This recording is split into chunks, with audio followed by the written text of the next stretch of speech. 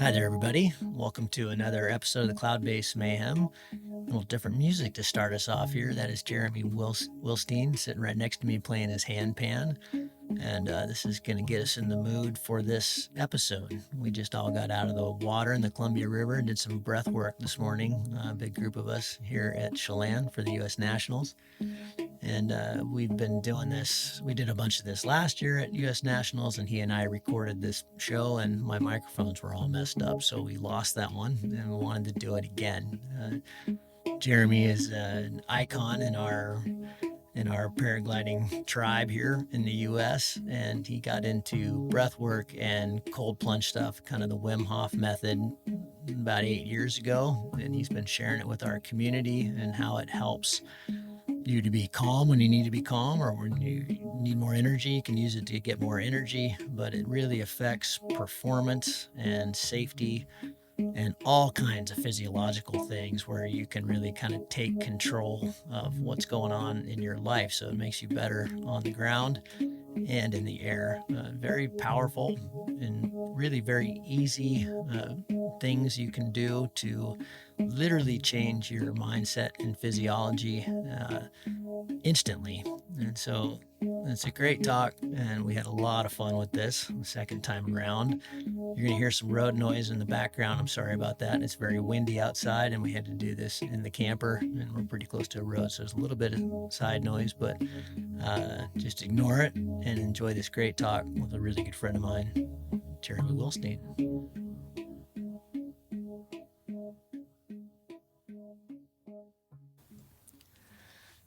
Hey, Jer. Gavin, how we doing? Good. We're going to get to do this round two. We did it exactly a year ago here in Chelan, and my microphones were screwy, and we nailed it. So we're going to try to nail round two. Perfect. Did a really nice session with you here at the beach a little while ago with a bunch of the pilots here. Those of you listening, we're in Chelan for U.S. Nationals. We've got a weather day. It's really windy, so we're inside. You're going to hear some road noise going back and forth, but that's the best we could do. But Jeremy, tell me what you got into all these years ago. I think last year was 7 years ago, so now it's 8 years ago. Breathing, Wim Hof. What is it? What's the physiology of it? Why are we talking about it? Yeah, perfect. Well, thanks for having me on the show, Gavin. And yeah, like you said, we're re-recording a year later.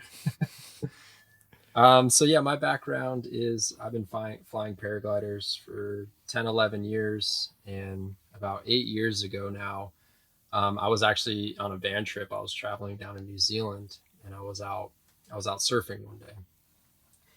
And I met a local out on the water, and I needed some help because my van had some rust on it, so I couldn't get my warrant of fitness, is what they call it down in New Zealand, to register my van. And so I was asking the surfer, and he said, "Oh, I got a buddy with a car shop. He can help you out with that." Perfect. And he goes, then he invites me to, "You can come stay at my farm tonight. You're cool. You can park your van there." And so when I got up there, I met his girlfriend who owned a yoga studio on the North Island of New Zealand. And I got talking with them, and they're like, "Hey, you should come stay for this. There's a Wim Hof event." And I'm like, "What is Wim Hof?" They're like, "Oh man, this guy like climbs Mount Everest in shorts and no shirt, and you can like, sit in ice water for 2 hours and do all this crazy stuff." And I'm like, "Okay, that sounds crazy, but I'm living in a van at this time, so I'm like, all right, well, I'll stick around for a couple more days and check it out." And so I went to this workshop. It was about a 3 hour workshop, and the Wim Hof method has three pillars: it's breath work, it's cold exposure, and it's mindset training. I was like, yeah, let's go check this out. So we did some breathing practices there, and then we got in a bucket of cold water, and we did some other exercises, and I was jazzed up, and I left that thing going and practicing myself. Because the breath work especially gave me this sense of autonomy over my thoughts and my actions, and allowed me to regulate my nervous system kind of from the inside out.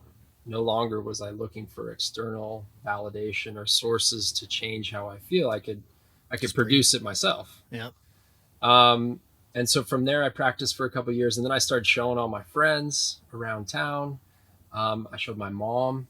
She is very anxious about a lot of things that I don't think are things that you should be anxious about.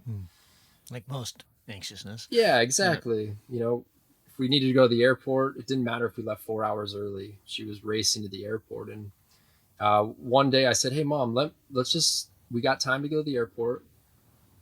Give me 10 minutes." And I guided her through a breathwork session for 10 minutes.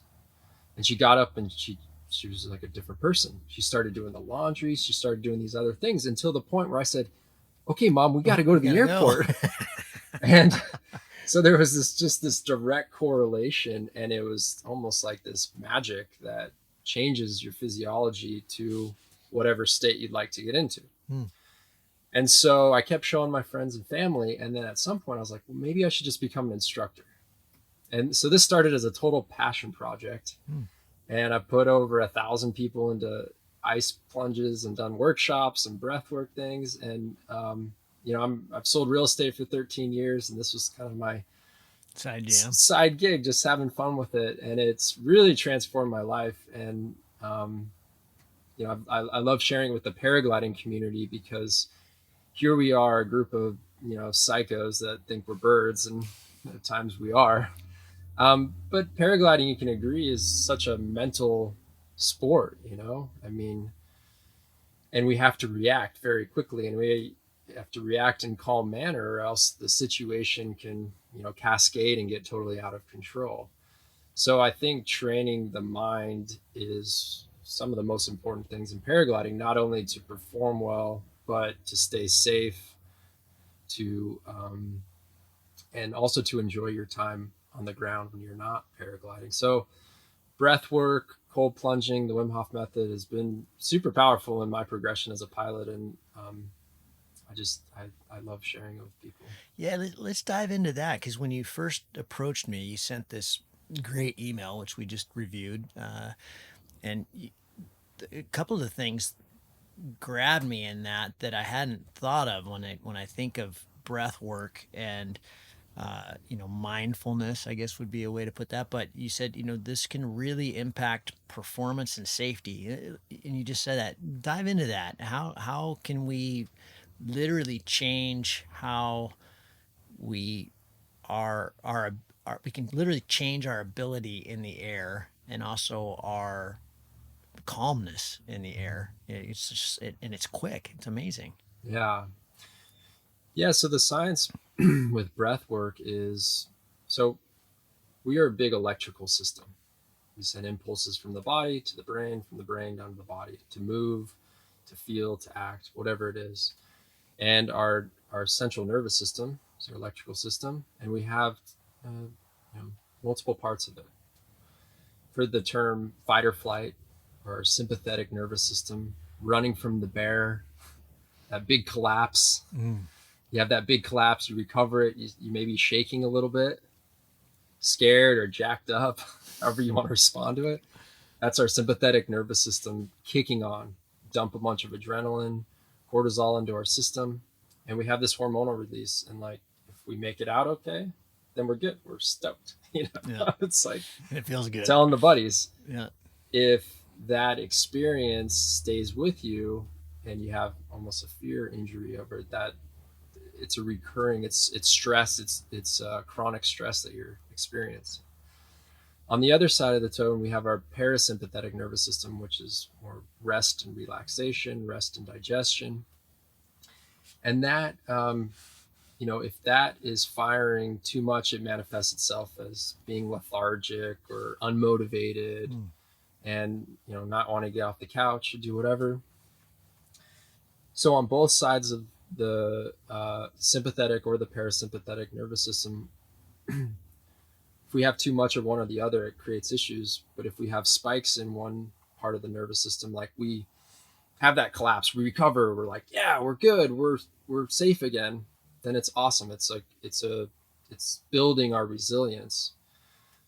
But in our modern day, if we have the term chronic stress, or we have this low level sympathetic nervous system response, maybe you're sitting in traffic, maybe your kids are crying, you're stressed about work, if we have that constantly, like chronic stress, then that creates really big detrimental health effects. Okay. So one way to get out of that is to have spikes in either our sympathetic or parasympathetic, and then we come down to a baseline equilibrium of our nervous system. So a good way to think about it is if you're feeling anxious or you're feeling like a little uneasy and you go out for a run or you go for a bike ride or you go for a long paragliding flight, you come and land and you're content. You're like, oh, I'm going to go have beers with my buddy. Like there's nothing else I'd rather do. Contentment, that is the balance of our nervous system. And it doesn't take going for a run or hiking or paragliding. We can achieve that state through just laying in our bed or laying on the ground and doing 10 minutes of breath work. So those weather days or the days you can't get out or there's just inabilities, you now have a tool to control how you feel in the comfort of your home or wherever you'd like to be. So with the breath work, the power of it is we can manipulate our nervous system to achieve the state we would like to go to. So if we're up on launch, maybe it's before a race, maybe it's just before a flight, and you got these jittery nervousness that happens, you can sit down and do 3 or 4 or 5 minutes of a certain type of breathing that we'll get into a little bit later, and it will pretty quickly calm your nervous system, and you can feel that calm happen. Likewise, if you take a big collapse in the air and you're still on this big flight, but you're just feeling super anxious, we can breathe in a certain way while we're flying that will physiologically calm us down. Not even mentally. It's like we will calm down. And on the other side of the coin, if you're feeling lethargic, you're feeling unmotivated, you're like, God, I love flying, but like for some reason I just not into it today. Yeah. We can breathe a certain way to amp that up or get ready. So the cool part is you have the ability to control your physiology. You have the ability to determine how you feel. And it's really powerful because it puts the power back into ourselves. We're no longer looking at external factors to fix our issues. We're like, I'm going to go within, do a certain type of breath work, and I'm going to change the state I'm in to the state I'd like to go to. What I liked about it, I mean, in the work I've done with you last year and then this morning here, everybody says the same thing. It's immediate and it's easy. You get the benefits instantly. You lay down, you start doing it, and we did a session for this recording a year ago where you can do it in certain ways where it's almost hallucinogenic. You come out of this just in this bliss state, which is really quite cool. Yeah, no, I see why you're so into it. Yeah. No, it's like Wim Hof method. One of Wim's quotes is getting high on your own supply. Right. So it's like that's definitely a Wim Hof quote. Yeah. So when we mix, like this morning, we collected some people from camp. We had determined, me and you were going to go out and do a breath session, and then it's like, hey guys, want to come? Hey guys, want to come? And I think there ended up being 10 of us or something. Yep. And guided through some different breathwork techniques. And then we jumped in the Columbia River together as a tribe or a crew and experienced voluntary discomfort. And I want to highlight the word voluntary discomfort. We are putting ourselves with doing a cold plunge and doing this breathwork practice because we sometimes do long breath retentions. We are voluntarily putting ourselves into discomfort. And by doing that, we build resilience with our body. We build this determination. All right, I'm going to do something hard. For example, I'm going to go, it's this morning, it's a little windy, it's a little chilly here in Chelan, which usually doesn't happen. But we went and jumped into Columbia, that's probably high 40s, and we floated down together as 10 of us.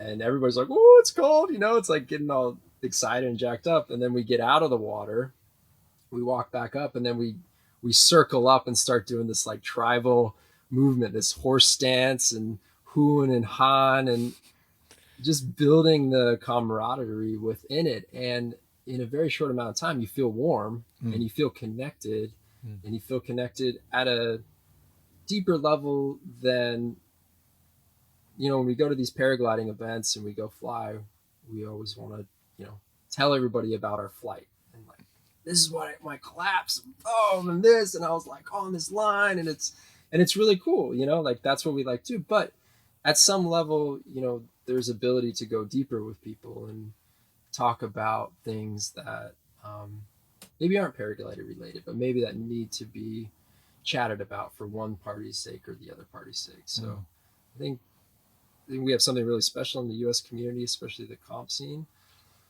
And I think sharing these experiences that are not exactly flying, but at a flying event, really adds another layer and strength to that bond.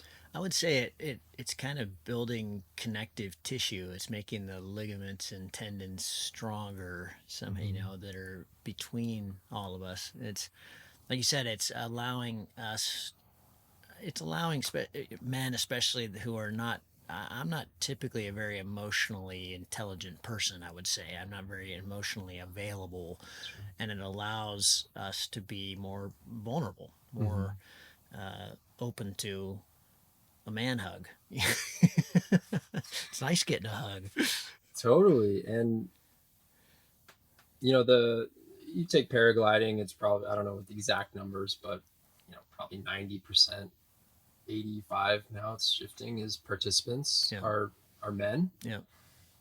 And there's a smaller percentage of women here, and we know that women are intelligent, more emotionally available and intelligent. And so we have this majority group in this sport that we don't really get balanced out by the emotional intelligence of women, even though, man, the numbers of women are fantastic in sport, and it's so fun to see. So we've got this sport where we've got a core group that's not so emotionally intelligent, or maybe just don't have the tools or the ability to go there, or feel uncomfortable going there, and then don't have an easy way to see how to go there with somebody. Okay. So I think intuitively, even as guys, we can feel when there's something going on with our buddy. We can feel, that, my friend just seems a little off on launch, or my friend, it feels like he's dealing with something, but we don't really know how to ask. And we feel like, I just won't say anything. And I don't think that's the best method.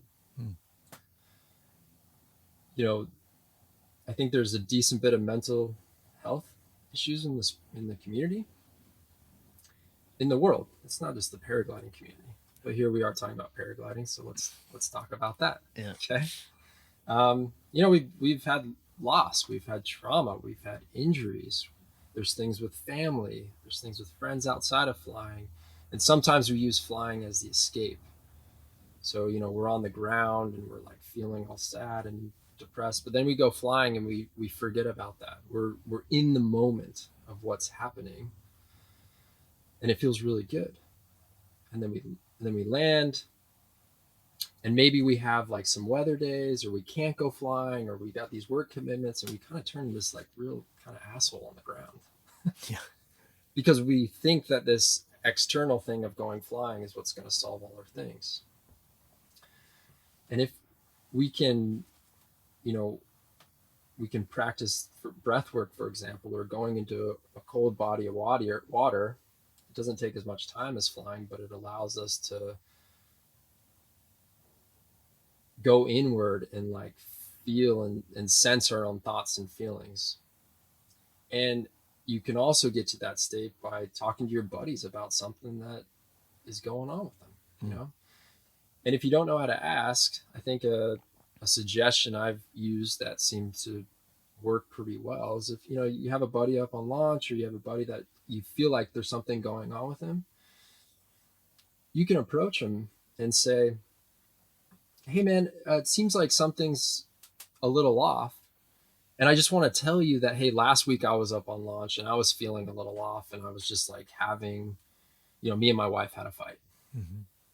Or something happened with my kid. And so I don't know if that's what it is, but I'm here if you want to talk about something. And then you just got to shut up and sit there, and allow that to transpire. And the thing is, that friend might say, no, I'm fine. Okay. But he's probably going to, if he's not fine, he's probably going to come back to you later, text you later and be like, hey man, I appreciate you. This is what actually is going on. So I think within the community, normalizing the sense of like, especially as guys, like, hey, let's talk about deeper things besides, our flight and how we did that. I mean, that's fun. We can do that. But if you see something and you can tell something's going on with somebody, like, let's just approach it. So, yeah. You talked about this morning, you were talking about how the importance of the way you breathe to transport hemoglobin and carbon dioxide and all these things. I'd love for you to revisit that. Just what's going on physiologically, how important it is to breathe through your nose, and how that relates to performance, how that relates to being able high altitude training in general. Sure. Why we feel so much better when we return to the coast. Some of that stuff. Yeah. All right. So we'll dip into the science a little bit, science nerds out there. And we'll keep this pretty basic. Yeah. So when we inhale air, which is a mixture of oxygen and some other molecules. And when we inhale, the air comes in, it goes into our lungs, and then it diffuses into our blood. It goes in these alveoli sacs at the end of there are all these millions and millions of sacs at the end of our lungs. Our lungs aren't two bags. They're millions and millions of small little bags. Okay. So we inhale the air that has oxygen in it. It diffuses into our blood, and the molecule of oxygen will attach to our red blood cell. And in essence, the glue that binds it is called hemoglobin. Okay. So that you can think of it too as like, the oxygen's a little kid getting on a school bus, and the red blood cell's the school bus, and the hemoglobin's the seatbelt. Okay. The oxygen jumps on the bus. The bus transports the oxygen to different parts of our body to be utilized in our muscles and our cells. Okay. Then the bus stops at the bus stop, which is our muscle or our cell. The oxygen gets off and the carbon dioxide gets on. Then the bus drives back to our lungs, and then that carbon dioxide goes back into our lungs, and then we expire the carbon dioxide back into the air. And that's in essence respiration. Okay. Now, there's this common myth that when you feel this, if you do a breath hold and you feel this strong urge to take a breath, that it's because there's a lack of oxygen in your system. It's actually the opposite. It's the buildup of carbon dioxide within our system, which causes us to take a breath. Okay. So when we relate this to performance and athletics, we can increase the performance by building our carbon dioxide tolerance. So doing long breath holds, we train our body to be able to withstand the buildup of carbon dioxide within our body. Okay. Because when we breathe in oxygen, that oxygen through combustion produces energy, and the byproduct of energy is carbon dioxide and water. And then we expel that. Okay. That's why when you're running an endurance race, you got to pee. So you're burning. Right. And one of the byproducts is carbon dioxide, the other byproduct is water. Huh. Okay. So we can train ourselves to have a higher threshold of carbon dioxide in the body, and that allows us to better utilize the oxygen that we're bringing in. Okay. So to better explain this, almost everybody, humans, 98 or 99% of our blood is saturated with oxygen. So that the red blood cell that's transporting through our body, the bus, it's filled with oxygen. Okay, and it's circulating around our body. However, the only way the bus lets the oxygen off is by if there's enough carbon dioxide to replace it. Okay. So we've got this bus driving around with a bunch of oxygen, And if we have a large amount of carbon dioxide in our body already from exercising, then the carbon dioxide switch places with the oxygen, and we get fresh oxygen into our muscles and our cells. Otherwise, just carrying a lot of dead oxygen, basically. It's not dead oxygen; it's just not letting it go. Okay. It's just staying. It's staying on the bus. Okay. There's no bus stops. Yeah. And so when it comes to performance, if we can allow our body to build up more carbon dioxide within it, then when we take fresh oxygen in, that oxygen will switch places really fast with the carbon dioxide and go into our muscles and our cells. Okay. So another way to look at it, if it's the start of the season, you're going on your first mountain bike ride, you're going on your first run, and you're out there and you're like, you're breathing really hard. It's probably in and out through your mouth. And you're doing that because you're trying to blow off carbon dioxide that's being produced in the body through the mouth, because you're not trained properly. You haven't built up that tolerance to withstand carbon dioxide. However, then you do a couple trainings, and then eventually you find yourself running or biking for 10, 20, 30 miles, and you're barely breathing. That's because you've built up the tolerance to withstand the carbon dioxide in your body. And when you breathe in fresh oxygen, you are able to switch so the oxygen gets off the bus and the carbon dioxide gets on, and then you're able to feed your muscles and cells more effectively with the fresh oxygen coming in. So if you're going throughout your day and just breathing shallow breaths in and out through your mouth, you're pretty much blowing off all your carbon dioxide. So you have tons of oxygen circulating through your body, but it's not being utilized. It's just going around on the bus and never getting off.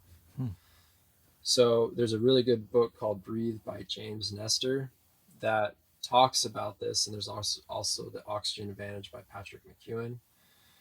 When you're going through your day-to-day, you should be breathing slowly in and out through your nose. The nose is meant to breathe. The mouth is meant for talking and eating. Okay. And there's a couple important things that the nose does. When you inhale through the nose, it humidifies the air.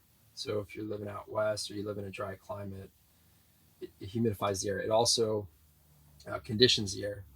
So if it's really cold air, it'll warm it up. If it's really hot air, it'll cool it down. So when it comes into our lungs, it's at a better temperature. And then we have a nitric oxide that resides in our nasal cavity. And when we breathe in through our nose, we get nitric oxide into our blood system, and it actually dilates our blood vessels, and it helps move oxygen more effectively throughout our body. And it also filters pollution or pollutants in the air. So there's huge reasons to breathe in and out through your nose. And the nose is meant for breathing, and the mouth's meant for eating and talking.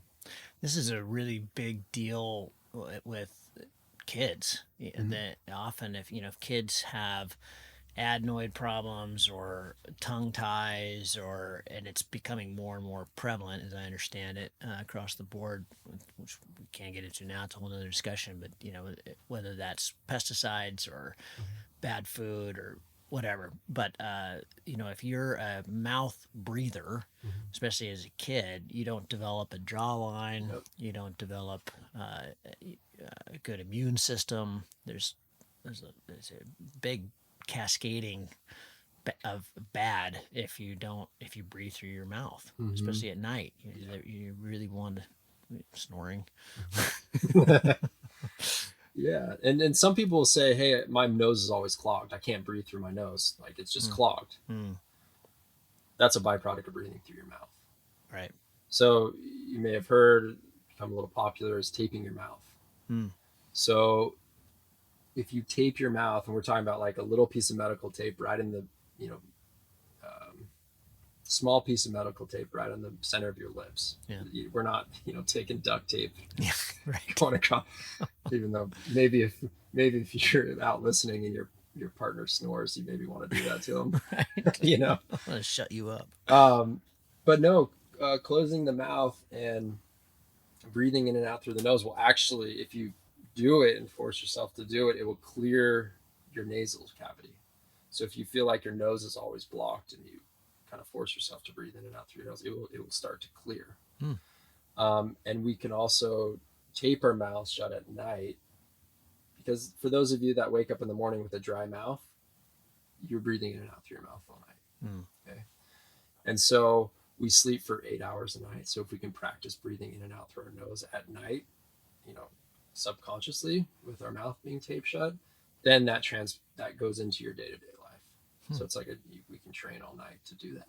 Right. And the crazy thing is we take like 60,000 breaths a day. So even these things we're talking about with breath work and changing your breathing patterns, breathing in and out through the nose, it might seem like so minute and such a nuanced thing to somebody. Oh, what do you mean I need to learn how to breathe properly? It's like, this is something you do 60,000 times a day. The smallest change can affect your life in such a positive way. Right. So it's like, what other things do you do 60,000 times a day? Maybe you take 10,000 steps, not 60,000. Right. So let's give people a couple of action. So you're on launch and you're low motivation. You're not feeling it. You'd rather just be down in bed. Sure. You didn't wake up right, whatever. You're not stoked. What can you do? Yeah, so if we look at this, you're unmotivated, you're probably having more firing of your parasympathetic nervous system. Maybe you're not motivated, but you're going on a big flight, or you got a race, or do something like that. And in that sense, even though we just talked about breathing in and out through the nose, we can use mouth breathing in short stints of training in order to elect a different change in our nervous system. So for that situation, and I can take you through a couple rounds here, is we're going to do, and I want to preface this, that breath work and breathing techniques can be super powerful, and they're meant to be done lying down, or if you have a comfortable seated position, never while driving. This exercise, never while paragliding. I have another one that is fine to do while you're flying, but not this one. And never around the water, in the water, driving your car, on the chairlift. They can be very profound. Okay, so let's just do these in a comfortable environment. But let's take this for example. You're up on launch, you're feeling tired and lethargic. All right, step away off launch. Let's go in the trees, find a spot, sit down, lie down, close your eyes, and you can go ahead and do this, Gavin. Okay. And you can do 1 round, you can do 2 rounds, you can 3 rounds, whichever. So in order to help stimulate our sympathetic nervous system and get more energy, we're going to breathe at a faster pace in and out through the mouth. Okay. And this is only going to take a couple minutes. And we're going to do about 15 to 20 deep breaths in and out through the mouth. Okay. The last one, we'll take a full breath in. We're going to hold at the top of the breath. And while you're holding at the top of the breath, you can start to engage the muscles of your pelvis, your lower back, your abdominals, and start to imagine that energy you created while doing the breathing is going out the crown of your head. Okay. As esoteric as it sounds, it's just a good visualization. So go, if you want to try this at home, again, lying down or seated, not driving, doing this, please. Go ahead and close your eyes. Take a nice deep breath fully in. Open up your mouth and let it go. And we just take a couple breaths here to settle in, fully in. Let it go. Last one, fully in. Let it go. Now we're going to do 15 deep breaths in and out through the mouth at a quicker pace, moving quite a bit of air. And as we're doing this, imagine you're building energy within your body. Okay? So here we go. Inhale. Let it go. Inhale. Let it go. Inhale. Let it go. Inhale. Let it go. Inhale. Let it go. Inhale. Let it go. Inhale. Let it go. Inhale. Let it go. 5 more. Inhale. Let it go. Inhale. Let it go. Inhale. Let it go. 2 more. Here we go. Inhale. Let it go. Last one, full breath in. Hold at the top of the breath. Sip in a little bit more air. Hold here. Now start to engage the muscles of your pelvic, your lower back, your abdominals, your middle back, your chest, your upper back. Imagine that energy coming up to the crown of your head.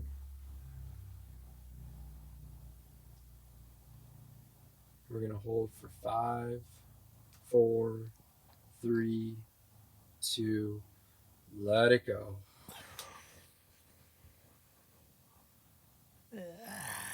That feels so good. It feels so good. So that was just one round. Maybe that took a couple minutes. Yeah. Oh man. You can do another round. That's so good. So we're really just trying to change our state. Like if we're in one state and we want to go to a different state, then it's a tool to just shift how we feel. So. Get high on your own supply. Totally, man. Oh, it feels so good. Hopefully y'all did that with us at home. That feels amazing. Okay, so now you're in the sky. It's lee. It's rough. You're not digging it, but this is a good day. You want to keep flying. You just need to reset in the air. Mm-hmm. You're leaning forward. We all do this, yes. and we're tense. We're too hard on the bees. We're janking things around. We're too handsy. Yep. There's just too much energy. There's too much. There's too much noise in the system. Mm-hmm. What can we do then? Yeah, that's a great question. I think this is a super powerful thing that we can utilize in coming back to focusing on our breathing, because when we're flying in turbulent conditions, flying in lee, we take a big collapse. At the end of the day, we're the pilot in command. Like, we need to right the ship. Okay, we need to change and shift our state to more calm and clarity. Okay, and for the most part, the conditions that we're in, depending on your skill level, we can manage it if we right our mental aspect of it. Mm-hmm. Okay, whether you're a competition pilot, whether you're newer, I mean, at some extent, you got to be flying in the right conditions. But sometimes shit happens, and we get in the lee, and we get a big collapse, and we're like, oh my God, I want to go land. Maybe if you're flying in the middle of the desert and it's the middle of the day, you don't want to go land, mm-hmm. So we need to right the ship, and we need to right the ship as quickly as possible. And so we can do a different breathing technique that utilizes nasal breathing with some mouth breathing that will help calm our nervous system down. So the one we just did energized us, made me feel a little woozy, a little high. This is to calm down our nervous system. Okay. So what we're doing, and what I like to call this, is called pyramid breathing. Okay, so imagine a pyramid, a triangle. Imagine you're on a big FAI triangle right here. Yes. Let's use triangles. Everybody likes triangles. So what we're going to do, and we're not going to close our eyes because we're flying paragliders. We're still in the mix. But for this example, you can close your eyes if you're not flying a paraglider, driving a car, or doing anything like that. But we're going to inhale through our nose for 5 seconds. Inhale, 2, 3, 4. And then we're going to exhale through our mouth with pursed lips. So like pretend you're blowing out of a straw, okay, for 5 seconds. And then we're going to hold our breath for 5 seconds. A very short breath hold, okay? And what this does is it helps you focus on your breathing and takes your mind off, the fear, the stress, or whatever. And it can be very powerful, okay? So we'll run through this with you, Gavin. Yeah. If you're listening at home, again, if you're not flying a paraglider, you can go ahead and close your eyes. And if you're listening to this while flying a paraglider, you need to seek help. Actually, that's really rad if you are. That's cool. Yeah, if you're doing that, good on you. So go ahead and close your eyes. Again, we're going to breathe in through our nose, and then we're going to breathe out through our mouth with pursed lips like we're blowing out of a straw, and then we're going to hold. Okay, 5 seconds on each. So go ahead and inhale, 2, 3, 4. Exhale, 2, 3, 4. Hold, 2, 3, 4. Inhale through the nose, 2, 3, 4. Exhale through the mouth with pursed lips, 2, 3, 4. Hold, 2, 3, 4. Inhale through the nose, 2, 3, 4. Exhale with pursed lips, blowing out of a straw, 3, 4. Hold, 2, 3, 4. One more time. Inhale, 2, 3, 4. Exhale, 2, 3, 4. Hold, 2, 3, 4. Nice full breath in through the nose. Let that go.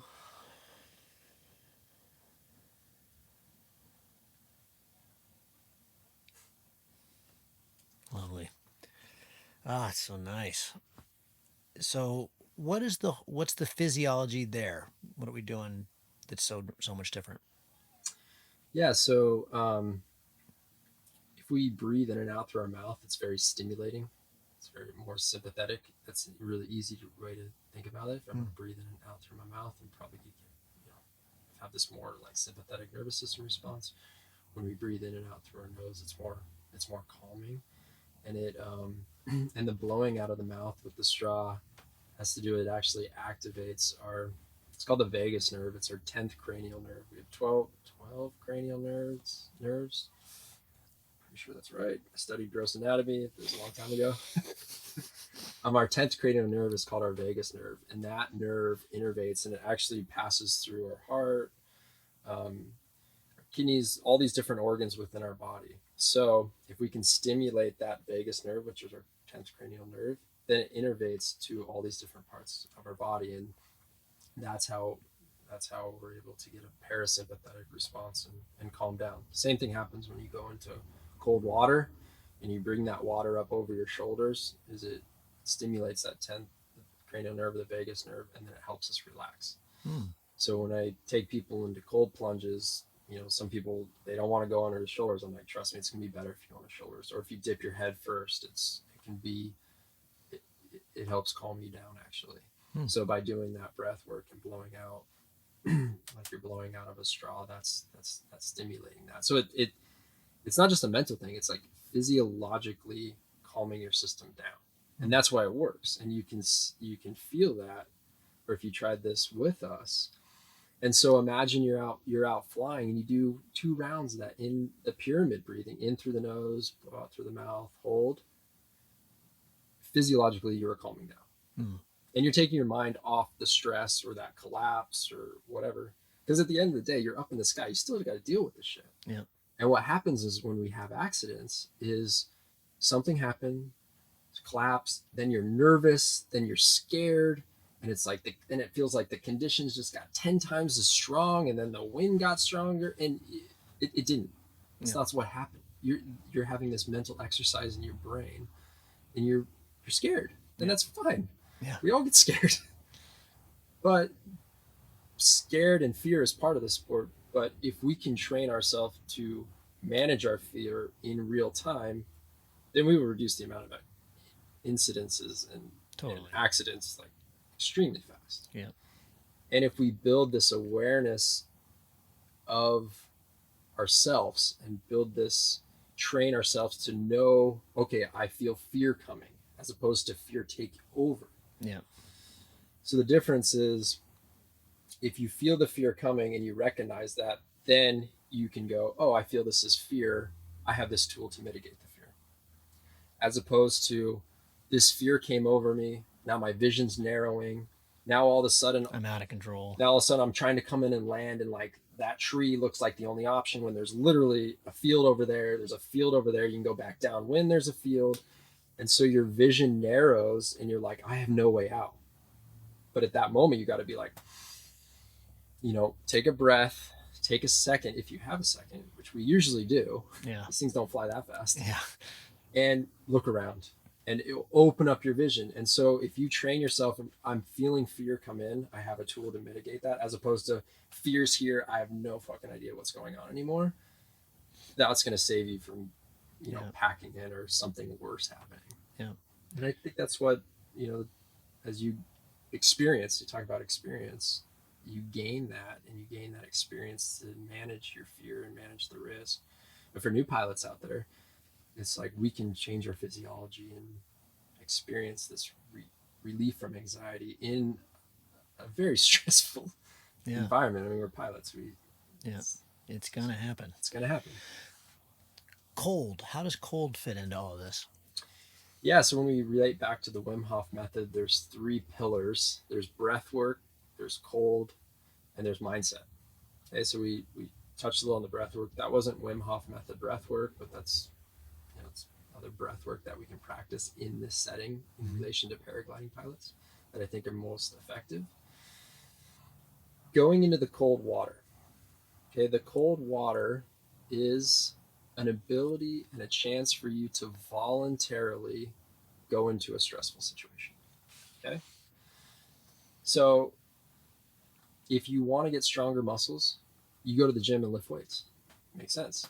If you want to be more resilient, you put yourself in stressful environments voluntarily, just like you go to the gym voluntarily, and you train that mental muscle. Because guess what? If you go out and you're paragliding and some shit hits the fan and you haven't trained your mind to deal with shit hitting the fan in a safe environment, then bad shit can happen. Mm-hmm. Okay. So the ice bath, it could be different stimuli. You can go sauna, whatever, but the going into cold water, it's funny. You'll be in the supermarket and you'll see these magazines that say like, be present, live in the moment, meditate, mindfulness. And you're like, for some people, they're like, yeah, I just close my eyes and I sit there, and then it's like I keep thinking about thoughts and this and this. And it's like, what the fuck? This doesn't work, Monkey mind. But I challenge you to go find a cold plunge or freezing body of water. Go get in there and think about your taxes or your problems with your girlfriend or the problems with your kids. Like, Impossible. it doesn't happen. You are 100% in the present moment because you are. It's like you kind of go into this survival mode. Okay, and if we can train ourselves to go into this survival mode of extreme uncomfortableness and be able to recognize how our body responds to that, then when we are paragliding and we go into this mode of like extreme discomfort, falling out of the sky, wind, rotor collapses, then now instead of that being a new situation, now we're like, oh, I was in that ice bath, I was stressed out, but I was able to regulate. Oh, I'm in the sky, I'm stressed out, why can't I regulate here? And I think you can. And I think you can, and not every situation, but most of the accidents, if you go back and look at them, it's usually pilot error. Yeah. I mean, yeah, it's not gear. Yeah. Yeah. I mean, gear's great, but it's mostly pilot error. Yeah. And it comes with experience, but it also comes with the mental capacity to deal with what is in front of you. And so likewise, if you just go jump into cold water, there's a huge physiological response. Huge. It's huge. Yeah. If you take a big whack and you come down, you have a huge physiological response. The responses aren't different. Our body doesn't know if we're like, we're having a response because we jump in ice water voluntarily, or we have a response because we've started falling out of the sky. But we can train ourselves because there's similar responses. So we can train ourselves using the cold to deal with that when we're out flying. And so it just allows you to be more calm and cool and collected when shit hits the fan. So again, just think about, you go to the gym to lift weights to train your muscles to be stronger. We go into the cold water to train our minds to be more resilient under extreme stress. Right.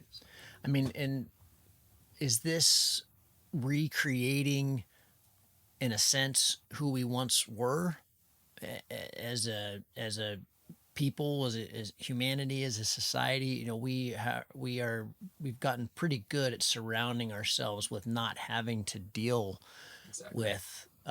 There's plenty of stress, but we're not having to deal with fight or flight. We're not running from the tigers anymore. Yeah. We create more and more and more stuff to make life easier And so we've lost that, campfire.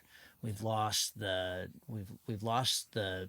there's not many things that are going to eat us or kill us, or uh, there's many things that are going to kill us slowly, Yeah. not fast anymore. And so we're not, these kinds of things. Jumping in the cold water is very, to me, primal. Mm-hmm. Oh Makes you yeah. feel alive. Oh yeah.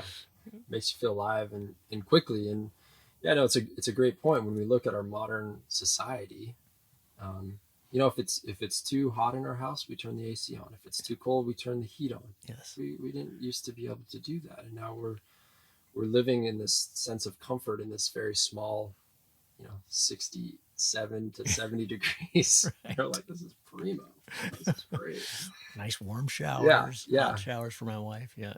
exactly. But I think our modern society has correlated being healthy with being comfortable. Right. And I would say abundant comfort is killing us. Yeah. Okay. It's like abundant comfort, more food, more relaxation, more this. It's not what our species was developed on. Our species was, developed to be challenged. On scarcity. Exactly. Yeah. Hunter gatherer, caveman. And so while, not many of us would probably desire to go back and live in caves with our only heating source of fire and, pounding on our chests and doing that, somehow we have to mix in with modern society. And modern society is saying, here's a comfort, here's a comfort, here's a convenience, have this convenience, have it, and you'll be happy. And then we're like, Distract. yeah, we got all this comfort and convenience, but I feel empty. Yeah. And I don't feel like full. But I have my car and my paragliders and this, and I got everything. I feel empty. Well, you feel empty because you're too fucking comfortable. And like, I love comfortable things. I love it, but we have to mix with discomfort. Right. We have to voluntarily go into discomfortable things. We have to go, like you might have that epic, the type 2 fun. That's like, hiking for 30 miles and you got blisters and you're beat up and you're exhausted and you're hungry and blah, blah, blah. And it's like, but those are the best memories. Yes. The next day is awesome. That's I went and did that. That's what we do, and it's like, probably your best vacation wasn't that memory of sitting on the beach sipping a margarita.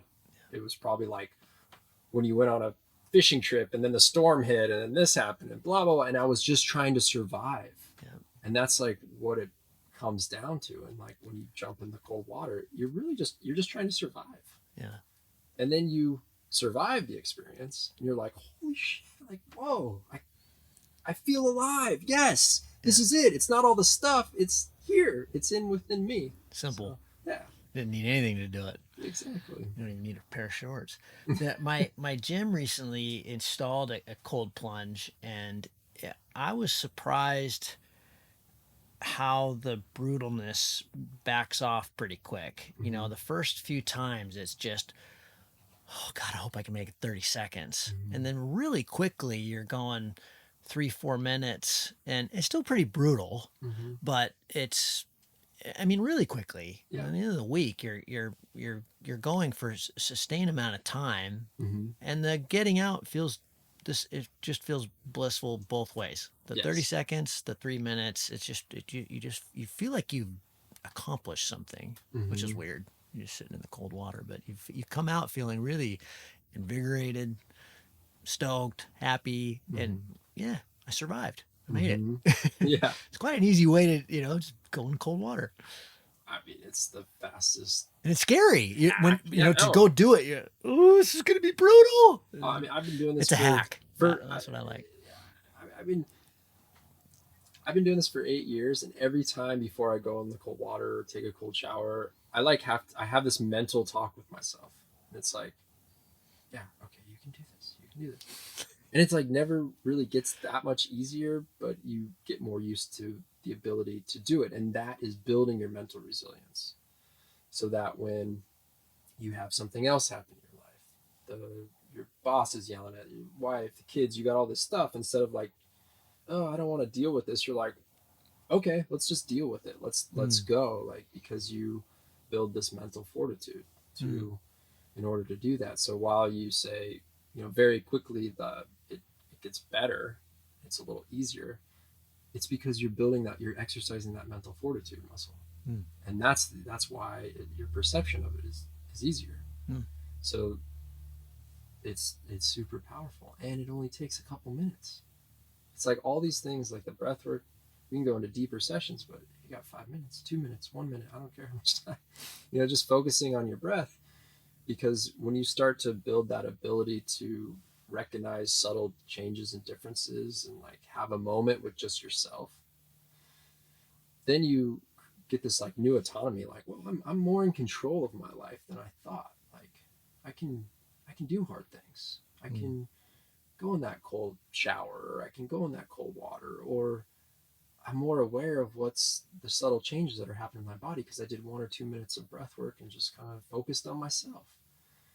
And then it's like, oh, when I do that, then I show up as a better person. And then all of a sudden, my wife's not as agitated with me. My kids seem happier around me. My flying's improving. Wow, life just feels like a little bit nicer. But we often think the answer's outside of us, and as hippy dippy it sounds, it's like we're right here. Like we have our own medicine cabinet. We are our own pharmacy to deal with a lot of the things. But it starts with us. It starts with that like self-reflection and the ability to do things you don't necessarily want to do for very short spurts of time, because there's always stuff we don't want to do. And we can keep putting it off and putting it off and putting it off. And then at some point it just drags on us. It's like flying on full bar and like pulling some brake. It's like so inefficient, and you're pulling and then it collapses. You pull too hard on those 2-liners. You get a collapse, and now you're spiraling down, and you're like, oh, I gotta fix this, and you just lost more altitude. And I like the analogy too, if you're dealing with hard stuff that you don't want to deal with, it's like, or have a negative attitude towards something, then fly out of it. Like when we're paragliding, we're going on big cross-country flights, we're racing. What do you do when you get into sync? Leave sync. To where? To Lift. Okay.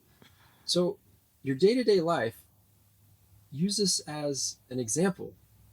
When you're feeling crappy, or if you're feeling negative or this, push on some bar and get out of that sink, this downward trend, to the lift. Like utilize your same principles in paragliding in your day-to-day life. And whether that is, there's something going on with your kids or your wife, okay, to leave that sink, go jump in a cold plunge, go do a little bit of breath work, find the lift. Quick change. Yeah. Don't dwell on it. Just quick change. Go. Yeah. You dwell on it, you just start going down. Right. So, yeah. Great stuff. Jeremy, thanks for sharing all this knowledge and your passion for this with me, our community, and this community. I really appreciate it. It's very powerful, and that made me feel nice. Thank you so much for having me. I'm glad we were able to do this again, and we're excited for another couple more days of racing.